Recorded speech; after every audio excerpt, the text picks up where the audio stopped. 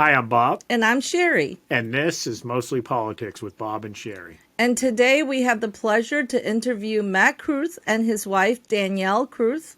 Matt is running as a state representative in PA District number 20. Hello, Mr. and Mrs. Kruth. Hi, how are you? Hi. Hi, guys. Matt, can you tell us a little about yourself? Yeah, absolutely. Well, first, thank you for having us. I told you guys before you are doing amazing work. We all have our roles to fill in politics, and you guys sure are doing a great job of making sure that the voters are informed. So we really appreciate what you guys are doing. Thank you. You're welcome. So my name is Matt Kruth. I am, like you said, running for State House, District 20, which is made up of Ross, Westview, Bellevue, Avalon, and two City of Pittsburgh wards, 26 and 27, which are the Upper North Side. I am married to Danielle. We have two boys, Holden and Harrison. We live in Ross Township. Our boys go to North Hills Elementary School, or sorry, our boys go to Ross Elementary School in the North Hills School District. And we're both teachers, actually. Well, that's wonderful. So, Danielle, tell us a little bit how you and Matt meet and what made you think he will be the best person to represent the district that you and your family live in. Wow, that's a big question, but thanks for including me as well. I'm Danielle's wife, like you mentioned. I don't usually get involved in this part, so it's kind of fun to be able to talk a little bit about Matt too. We were actually both teaching in Pittsburgh Public School District, and I was invited to come to his school to be in a panel to give some feedback to the students that were sharing their work. And Matt got my number after I left and called me. And we ended up meeting up at church and just talking and kind of fell in love from there, which was fun because we had this relationship with work and outside of work too. So that's how we met. I can tell you since the day I met Matt, he has always been interested in the community and politics. And even though we both teach reading, I can remember listening to Jeopardy with him, and he knew every answer about politics, and I was always shocked. But as long as I've known him, and he's a wonderful teacher and loves what he does, but I've never seen him light up as much as he does about running for this position. It's a little scary sometimes, and I feel like we're getting our feet wet, but he is so alive with ideas and his commitment and his passion, and I think it just comes down to wanting to make the lives of our neighbors and everyone in our community better. And that passion, I think, really leads to him with a purpose and a destination to do good things for everybody. Matt, what inspired you to run for this office? A lot of things, really. I was a political science major in my undergraduate before I made a hard left turn into education. So, like Danielle said, I've always had kind of, that passion for being involved politically. Got involved in our local committee in Ross Township, and that kind of just evolved. And then basically, probably about 3 weeks before the primary election, we did not have a candidate on the ballot that was going to run against the two Democrats that were running. And I really felt it was important to make sure that people had a voice in our community and had options. So about 3 weeks before, I threw my hat in the ring, and it was really a grassroots effort because we had so many people and volunteers in our friends, families, and our community that just got behind a movement. And we had people out at the polls on the primary election day. We needed 300 votes to get a write-in. 1,151 were cast. So it was pretty incredible, and it goes back to people, right? It wasn't me. Matt Kruth couldn't go to one polling location and get that many people to vote for him, but it's just a group effort, and I was just proud to have so many people's support. So that was one of the main reasons. And then really another reason is I think our voice has been underrepresented in our district.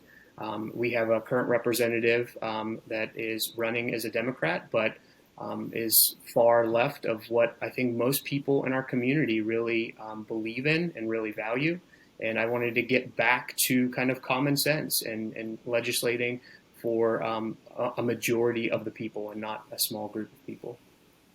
Well, Matt, later on, we're going to talk about some of the legislation that you are personally concerned about. But before we dive in, and Daniel, I just want to ask you, we know this hasn't been easy. You know, your husband running for a public office, and, you know, husband and wife oftentimes is a team. And did Matt discuss this decision with you, and how did you receive it? And how's it been for you and your boys while Matt's running around knocking on doors? Yeah, you know, he did. He asked me what I thought about it, and I think at first I was half asleep, and I was like, yeah. And then the next morning, you know, we had a deep conversation about it. And I'm gonna be honest, like, we have a pretty nice life with teaching and both having summers off and holidays, and, you know, pretty stable. We've been in the district, so at first I was a little like, what is happening? But the more it has progressed, the more excited I'm getting, and the boys too. You know, I think the boys and I were used to. He's a really devoted father and husband who spends a lot of time with the kids and myself, and I think that we were so used to all of his time. That was a little hard, but I think that the more we see what he's doing this for, and, you know, when everything started with the pandemic, and I really started to pay attention to what was happening in the Republican and Democratic Party, and I spent a lot of time complaining, and something needs to change. This needs to change. And I think Matt is kind of under the idea of, like, if not me, then who? If not now, when? So I think that it's time to stop just sitting back and saying, well, someone needs to fix it. And, you know, boys and I are just proud of him. The boys go with him sometimes door knocking too, and they love it. They love talking to people. I think it's also, if I can say one more thing, I know I'm talking a lot, but yeah, absolutely. I think one of Matt's strengths too, from when you asked me earlier, is his ability to talk to people who maybe don't agree with him completely and not shut them down or make people feel like they're wrong. And I think Matt tries to get in the middle a lot of times. And when someone's, you know, disagreeing or arguing with him, I think Matt has a real gift in kind of saying, okay, let's talk about this. Why do you think? What can I share mine? And the boys have seen that a lot too. So I'm encouraged by the fact that I think they're learning how to give back to their community. They've done some community service work with them and learn how to talk to somebody in this heated environment we live in right now, where everyone's mad and screaming, and kind of seeing how Matt handles that, I think is something that they're going to be able to take away with them throughout life too. Danielle put it perfectly, as she usually does.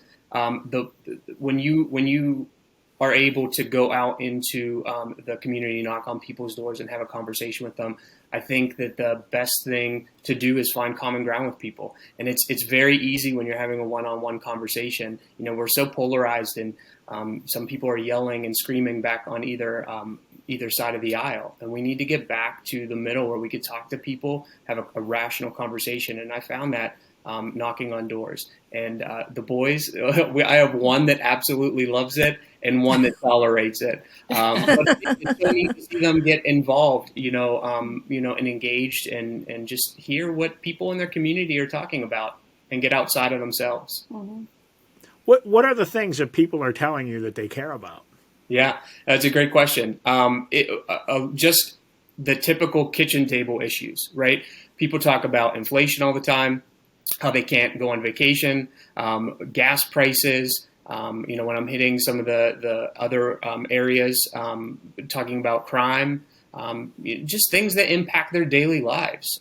You even listening to people about, when I was door knocking the other day, somebody had mentioned a local issue. And she said, well, I know that that's not something that you can do. And I said, but you build relationships with people, in the local municipalities, and you're able to then talk to them on a level that applies to, those people that are in the community. So it's not that, I can't do anything to help you about the noise from, this certain area or whatnot. But you can talk to the people in their municipalities. You could talk to the people and let them know who their commissioners are, supervisors, borough council are, if they don't know already. So those are the kinds of issues that people really care about. and hearing from both sides of both parties, I think, is important too. Right now, I kind of feel like we are represented by just one side, and going in, and I encourage Matt and to see, and it's interesting because years ago I was actually a Democrat, and through being married to him and talking to him and emerging, I've learned like that's not really where my standards are. But recognizing that not everybody in our area thinks the same, but listening to them, what are their needs? How can I help you? Not just representing a certain side, but representing everybody and finding a way to help them, I think is something Matt's really working on. So, as you said, there's some daily issue. There, as a state representative, you vote on legislature that impacts people's everyday lives. So, I want to dive into some specifics. That's actually listed on your website, www.macruth.com. One of the House bill that was passed, and I believe Miss Emily Kincaid voted against. It was a House Bill 940. I kind of pay attention to that. It was passed bipartisan, 147 yes and 53 Democrat voted no to that bill. And I think it was a little personal to me because I have 5 pets, 3 dogs and 2 cats. And Matt, can you talk about that particular bill that was actually listed on your website? Yeah, absolutely. So that was 940. That was, I think it ended up being, it was enacted into law by the governor. And I think it was referred to as Titan's Law, who was a police canine that died while they were pursuing a criminal. And there were charges for people that actually killed or injured intentionally or knowingly police canines. But there wasn't anything to protect them from accidental death while they're in the pursuit of a felony. But it also goes then to what you said about protecting animals, our own pets. So if our houses were broken into and our pets were somehow killed by the intruder. So it would be an additional charge for that that person that was committing the crime. So when somebody let's just say someone come to my house and I have 2 dogs, they're outside, they guard the house. If a burglar purposely hurt my dog, this bill will allow me to press charges. Correct. For okay. And then and you should, right? Absolutely, because pets to me, that's my family, right? That's part of our family. So what you're saying is Miss Emily Kincaid voted no to that. That's correct. And only, like I said, only a handful of representatives, both Democrats and I believe maybe 1 or 2 Republicans, voted no for that. But it was a majority overwhelming. And again, it was signed into law. So our own governor, that's a Democrat, believed that it was a law worthy of signing. He's vetoed a lot of other laws. This was one where he believed that it was important to go forward with it. House Bill 975, sponsored by Carrie Del Rosso. It was about prohibiting sexual and elder abuse in senior care homes. And we read sort of a summary of it, and it's pretty clear to protect. It's not about family members or partners with it. It's really strictly geared towards, protecting the elder person from the caregivers, the people in the institutions. Yeah, absolutely. Again, another common sense bill. And this one, more Democrats voted yes for it than voted no. This was overwhelmingly, it should have been a 203-0 vote. It again enhanced any kind of charges for somebody that was going to sexually assault an elder in a care facility. And like you said, these are this is not somebody in their house. This is not somebody that they're married to, right? This was mentioned before, where I think people try to confuse or conflate or try to, downplay what it is. This was for elders in a care facility, and we should be able to protect our grandparents, my grandparents, my parents, if they're going to a care facility, and we should know that they're safe and that they're protected. And if something heinous like that happens to them, we want to make sure that we're able to press charges for it. Danielle, were you surprised after learning this? Were you surprised that your local representative voted against these 2 bills? Absolutely. And a big part of, and like I said earlier, I feel like for so long I was kind of in the dark with politics and really wasn't paying attention. And, at the time I was told by people around me to vote this way and do that. And through this whole process, when I've really slowed down and been able to see what people stand for and what they vote for, I was shocked. So, and that's why I think I encourage you too to put that on your website, because people are still so stuck right now on I'm blue or I'm red, or if I'm right or I'm left. And I don't think some people even know what the other side or what their side stands for. When you start looking at details that mean something to you, and are of value with your beliefs and the way you live your life, I think a lot of people would realize where they stand. So I was absolutely shocked. And Sherry and Bob, I want to say too, my opponent is a sitting House member. I would expect, if I am elected, somebody to look at my voting record as well, right? This is what is representing our community. And if it's contrary to what we believe we should, or how we believe we should be represented, then people need to know that, and people need to be made aware of it. So I wanted to not only highlight what my priorities are on my website, but make sure that people were aware of our state representative's voting record. Well, there's a bill. I personally, I have a friend that committed suicide at 23 years old, and she did have some issues with mental illness. And I know you guys are both school teachers. You work with a lot of kids, right? A lot of young kids, and the pandemic didn't help with the mental illness. So this is House Bill 184. Again, it was 39 people voted no, and it was passed. The bill is to increase penalties for individuals that assist minors or individuals with intellectual disabilities in committing suicide. I don't know if this is listed, but I read it, and what do you think about that? Yeah, it's a shame. Again, something that we should all agree on, that anybody that is going to assist in somebody committing suicide, I mean, it's extremely sad and disheartening. And you said 39 people. There are 203 representatives. Again, this should be a bill that is 203 to 0. And my opponent stands in that small minority of people that vote no. And it seems like to me, and I don't know, you probably have to ask her what her rationale is behind it, but these votes are anything that holds victims, or excuse me, holds criminals responsible for their actions. Mm-hmm. We talked about animals, we talked about elders, and we talked just now about helping somebody commit suicide. So that's frightening to me. I want to make sure that we're putting our constituents ahead of the criminals. Mm-hmm.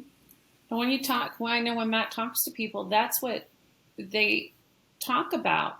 I want a safe community.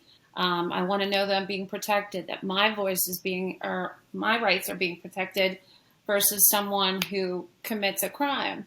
So I think it's extremely important also that people are aware that these decisions are being made, because I don't think these are what the decisions we talk about. And when you call it out like that, and you see and you step back and really see how important this vote is and who you put into that position and the choices they're making for you, it's scary. Yeah, there's so many common sense bills that go through. There's obviously some polarizing issues, but there's hundreds of bills that go through that are just pretty common sense. And these are things that we should all be agreeing on. Like I said, there are polarizing issues out there that we are not going to fully agree on, but these are the ones that we should be voting for. And I'm sure if you went and talked to the people in our area, they would agree. I find it hard to believe that with all the great people that we talk to in this community, that I think that most of them would feel the same. I wanted to ask about House Bill 747. It was to authorize retail stores to remain open in an emergency declaration and it says one staff and one customer. And there are qualifiers in there that they would have to follow all federal regulations. It sounds to me like this was geared towards giving small businesses the same opportunity to stay open as Walmart and, the large businesses were during the last pandemic. So it seemed like they just wanted the same rules to apply to all business to protect the small business. Is that right? Yeah. And Danielle's parents are actually small business owners. It was very difficult for them during the pandemic. It cripples our local economy to not have small businesses be able to be open and be in business. And now they're kind of facing the repercussions of some of those decisions. So yeah, it's a shame. And now we're in a spot where we have to support our small businesses as best we can in the future. And part of that is, getting rid of a lot of these regulations, lowering the tax burdens for small businesses so that they can actually go and do business and stay in business and provide for their families and provide jobs for our community. Just on the business topic, I know Pennsylvania Chamber of Business and Industry just did a rating on every state representative as of August 3rd, 2022, and Ms. Emily Kincaid is rated 24% on tax and business and consumers and 20%. I just want to make everybody know that that's just a factual number, but that's on the votesmart.org.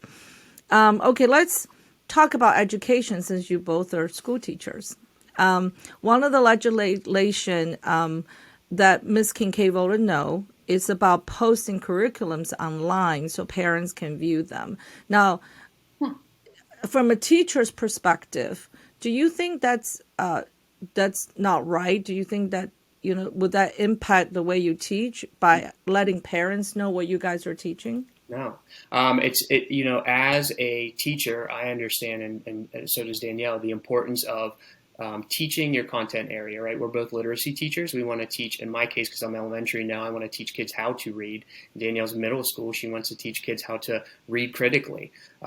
So we want to focus on our, what we're teaching. But as a parent, I want to know what's going on in my classroom. And so many parents saw that during the pandemic and started to get a better understanding of what was going into the curriculum. So absolutely not. And so many things are available online now. We've almost switched to a fully digital curriculum. And as a teacher, we know the back end of those programs where we can push out, one assignment to students and they can see what the assignments are. But you have the ability to with many of the curriculums now that are being in place in schools, you can see all of it. You can get a scope and sequence. You could see exactly what stories they're reading. And I have to give credit where credit is due. Pittsburgh Public 5 years ago, they implemented a curriculum. They had teachers, parents, students, department heads, community leaders to view the curriculum. That was, again, almost 5 years ago. And they let pretty much anybody be a part of that panel. And that should be what we do moving forward in all of our districts. But in the meantime, we should also have the curriculum that we have that's posted. I mean, that just makes common sense. We're sending our kids to school and putting them in the care of, and many times, great teachers. But we also want to know what they're being asked to teach our students. And can I just add, so I teach 6th grade reading, and we do have a curriculum that we follow, but that doesn't mean that based on my students' needs or getting to know them, I don't change things or add stories, I try to make it really structured and differentiated for them. But if I'm doing my job and I'm doing what's best for the students and not for me or my own agenda, there should be nothing to hide. I want parents to see. So, and I think most teachers would feel that way, like I'm not doing anything that I wouldn't want everyone to see. And I'm proud of it. I want my parents and other teachers, and I'm really excited about the work that I'm doing. But when I involve parents as well, I feel like there's conversations happening at home around the content. And like we said, we have 2 boys in elementary school. And if just a few days go by and we're not on top of what they're doing or looking at the work, they sometimes slip and forget to do things. So it also helps us have great conversations. If they're reading a story or they're doing an assignment at dinner, we can talk about it with them, or it just helps us be closer. So I don't think also that it's a like, I gotcha type of situation where I want to spy and see what you're doing. It's also really about bringing the students and the families and the community, everyone together to teach. They say it takes a village, and I think it does. So I don't believe any of it should be secluded or like I said, if we're doing what we're supposed to on both sides, there's nothing to hide. Yeah, and you have two literacy teachers here. I need to know what the math curriculum is because Yeah. I'm not a math teacher and I am not good with math. Well, I'd like to know ahead of time. that bill passed the legislature, but the governor vetoed it. And I recall him saying that he vetoed it because it put an undue burden on teachers. And that didn't make sense to me because I would have assumed, I'm not a teacher, but I would have assumed everything's already Right. digitally available. So it's just a matter of providing access to it. It's not, I mean, but when I was in grade school, we had ditto machines and paper Yeah. files, but now it's all on the computer anyway. So, and actually our local school has a policy. If you want, they say they have transparency, but for a parent to view the curriculum, they have to make an appointment and they have to go into a conference room and they'll let them view it, but they can't make any copies of anything and they can't take anything with them. So there's kind of, it just seems real intimidating and burdensome on the parent, Yeah. to view it. Well, so from a school teacher perspective, this is actually would be helpful. I really appreciate Danielle's comment on that. Now, being a Chinese person, right, being from immigrant from China, I oftentimes are very critical of the American education system. I know this is such a big topic, but I just want to get a little bit perspective. In 2018 and 2015, they conducted an international literacy test across, I believe, like 60 countries.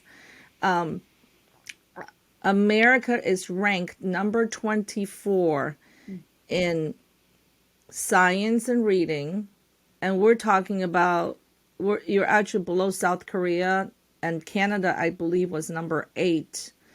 And then in math is number 34. And the top of 3 countries is China, Hong Kong, Singapore. And now you have 2 boys and I have a boy. And I know my kid cannot compete with the children from China and India and Russia at this point. And those are adversaries. Mm-hmm. So as mother, Danielle, I think this, direct towards you, I know you both are teachers. How worried are you for our kids, like 10, 20 years down the road? You want to go first? Yeah. Absolutely. And I think of it not only as a mother, but every year I consider my students like my children too. And I think it's progressively getting worse and worse where we are not looking at the most important things. And that's where we almost get to the curriculum. Like, what are we spending our time teaching and what's important? Are we preparing them for this world? So, and it's not that I don't want to teach social values and things as well, but my job should be reading and math when I'm reading. But I worry about it all the time. Even sometimes I feel like,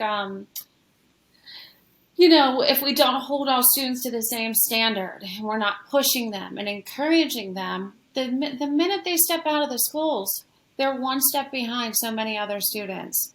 And I've always been tough on my students and I've always pushed them, and they always tend to not like me during the school year, but they'll come back years later and say, you know what, Mrs. Kruth, I'm so glad you had me do that, or you pushed me because I was so ready for college.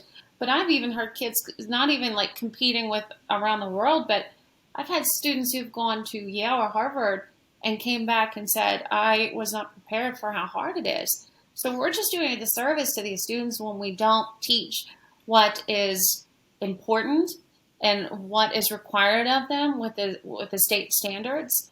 And I think we're getting off track maybe too much, but I absolutely worry about them. Yeah, and from a policy perspective, being able to provide students anywhere, regardless of their zip code, with the best education. There are a couple of bills that were proposed. One was a lifeline scholarship where the bottom 10% of the schools, they would have the ability to take their state dollars and use them elsewhere, or how they see fit with tutors or going to another school. There was another bill that was proposed that would provide rural schools or even small schools within our district. There are some schools that graduate, small numbers of students, and they don't have the ability to offer honors courses or AP courses or whatever else.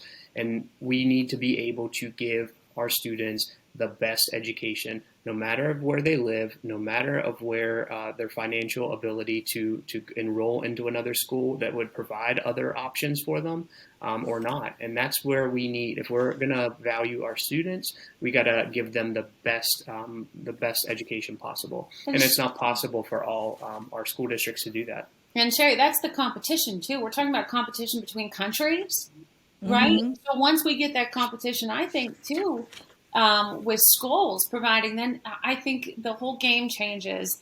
And okay, if you can't provide what my child needs, someone else will. I think you're going to see a lot of people getting back to the basics and really holding high standards quickly because they don't want to lose a lot of students. And that's, I hate to say that it has to be that way sometimes as a teacher, but I don't think it's fair that just because my students live in a certain place or I live in, where I do in the United States, that I'm automatically at a certain rate. So we deserve that chance to let them get the best opportunity. So campaigning, especially in the local office, it's a lot of small events. You go, you talk to people, shake hands, door knock.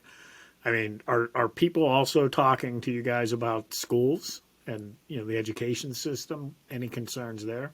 Yeah, I mean, we are blessed because we have our district is fantastic. We've not had any kind of issues with them at all, and we're happy where we are right now. But there are people, and you're confined to the district that you are where you live. So people do, depending on where you are, knocking on doors. People have asked those questions before and where you stand on it, and I think that they'd like to explore some other alternatives or avenues. And it doesn't necessarily mean leaving their district either. I think that's what people are, worried about. They're going to pull all of these kids out of the district. It's providing any educational opportunities you can for students. So that may mean, and I'm not a huge fan of online, but online honors class is better than no honors class at all. So that being able to pull from a bank of, classes that you can take statewide would be fantastic for people that live in,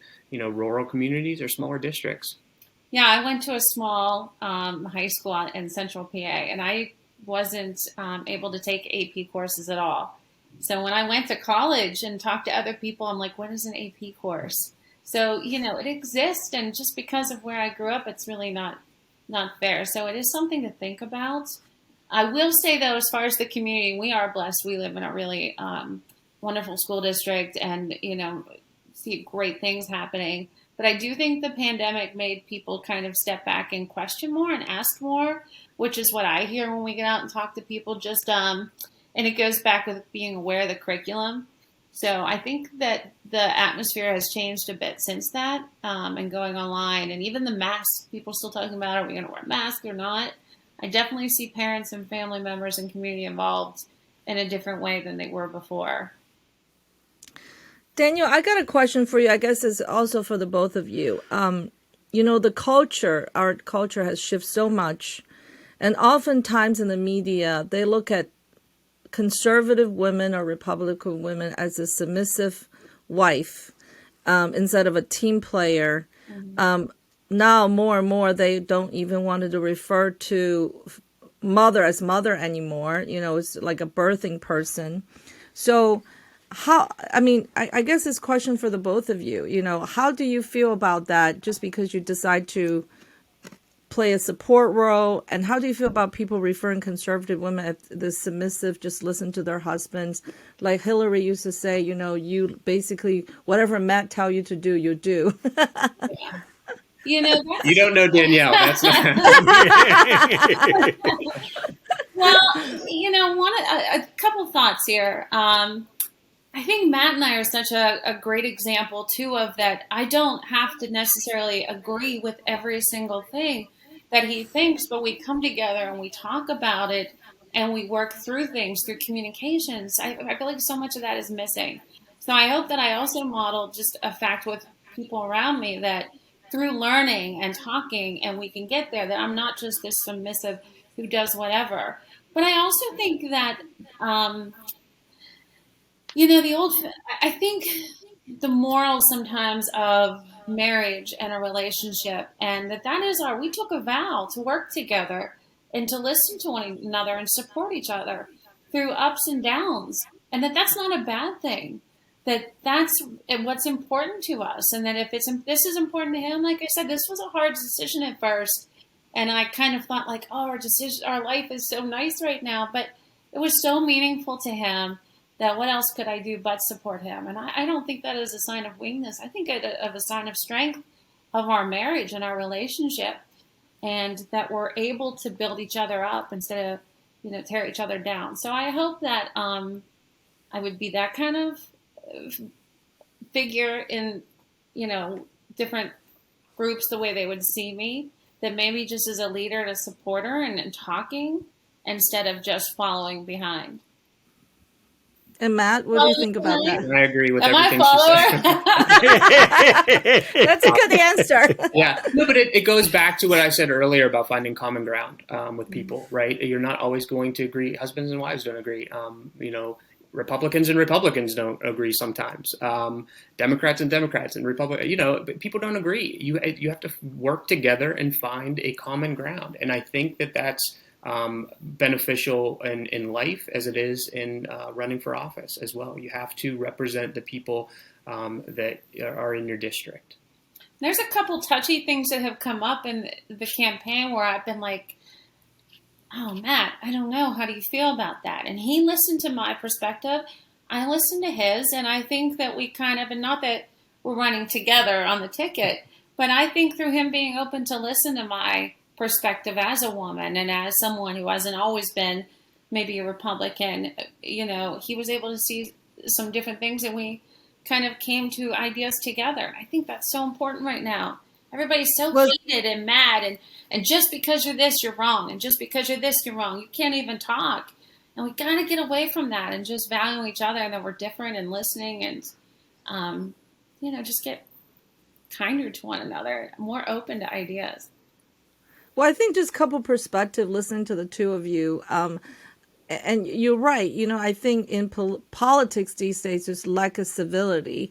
I think being a husband and a father and a teacher, you probably have a way better negotiation skills and open mind, than and patient. I think that's what we need in politicians these days. And yeah, and that's absolutely, I just a little bit of observation on that. Yeah, thanks. So Matt, as a voter, you always felt like, I'm just one vote. What can I do? But as a committeeman, we talk about helping people realize they can multiply their vote by getting involved and helping. So you could take your one vote, and if you influence even 4 or 5 people, that makes a much bigger impact. So what can people do to help you in your campaign? Volunteer for anything that they're good at. Like, everybody has a unique ability, right? There are some people that would love to door knock. I've had people that said, I'll definitely do it. Other people said, I don't want to talk to anybody. I'll do whatever else you need me to do. But yeah, absolutely. Door knocking, lit dropping, going to events and with me, hosting events. We're doing a pretty aggressive mailer right now. Just sorting and helping out with that. Anything is helpful. It doesn't always have to be money. It's helpful. Money is always helpful to get a message out, but it doesn't have to be that. It doesn't have to be door knocking. There's a million things that you can do, and just talking to your neighbors about it. That's probably the biggest thing for me.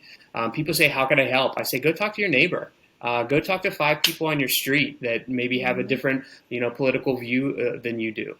That's probably actually the most helpful thing that people could do right now, is just getting the word out. I always say it's difficult to run a write-in campaign because you always feel a little bit behind because your name wasn't on the ballot. So you always are trying to make up for a loss where people say, "Hey, I didn't even know you were running."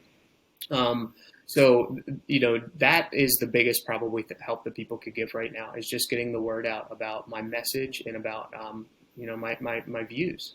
And can I add too, Sherry, we were talking before about some of those things that have come up with his candidate who's going against, and looking at his website. And I think it was so smart to kind of list some of those big ideas that are actually being voted upon. So I've just been encouraging people to go look, check out his website, look what he's about, look at some of the things he represents versus what is, currently with our representative, and see what you think. And a lot of times they're like, wow, I had no idea. So I would encourage anybody that, even if sometimes you're not sure, I think, if you're where you stand until you look at where people are voting, and then you kind of figure out where you belong. So Yeah, I have to be honest. I looked at the pages and the priority pages, and look at the bills that's being passed, and how people voted. yep. And I think it's very eye opening to see how your representative actually voted for those bills, whether they represent your value or not, regardless, what side of the aisle you're on. I bet you most people have no idea that's, Yeah. yeah. So, is there anything else you guys want to talk about, and let people know about your campaign challenges? And I think this was pretty comprehensive. I'm very happy that you asked the questions that you did, because, like I said, like you said too, both of you said people need to be aware. People need to know how they're being represented in Harrisburg. So I want to do my best to represent the people as they see fit. And I just want to end with saying I am so proud of him. I don't say it very often. It's been a lot, and he has just poured himself, and he has also tirelessly given time to his children and to me. And I stand behind him 110%. I'm proud of him, because he's not just sitting back and watching, and he wants to actually make a difference. And I think he truly will. So, just to end with that. Well, Thanks. Okay. thank you so much for your time, and thank you for coming to our show. Yeah, Thank thank you you. both. Thanks, guys.